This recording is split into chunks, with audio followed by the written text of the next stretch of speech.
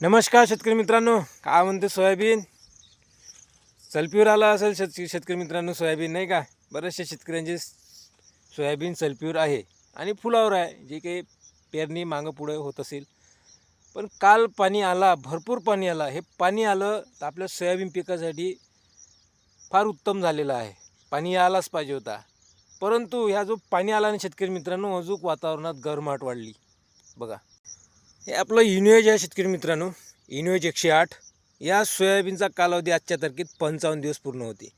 या 55 दिवसात आपलं जे इनोएज 108 आहे शेतकरी मित्रांनो, फूल फार कमी आहे. म्हणजे पूर्ण जे काही फूल पहिले सुटलेलं होतं, भरपूर फूल सुटलेलं होतं, मी व्हिडिओ पण टाकलेला होता.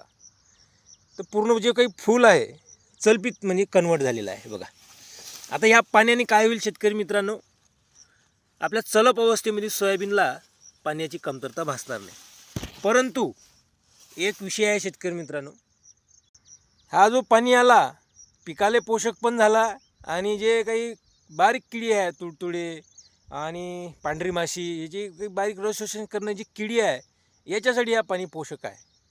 म्हणजे कसं, म्हणजे आज सकाळी आलो ना, वातावरणात कालही उकाडा होता, गरम, इथला पाणी येऊनही वातावरण गरम झालेलं होतं.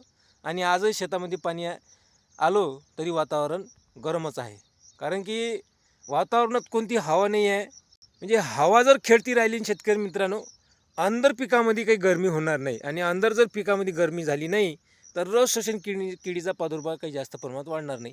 या गरमीमुळे आपल्या सोयाबीन पिकावर रस शोषण करणारी जी किडी आहे, बारीक उडणारी धुळे, सूक्ष्म पद्धतीची आहे. तुम्ही या शेतात बघा शेतकरी मित्रांनो, तुम्ही असे झाडं केले, हे बघा अंदर रस शोषण करणारी किडी दिसते, पांढरी.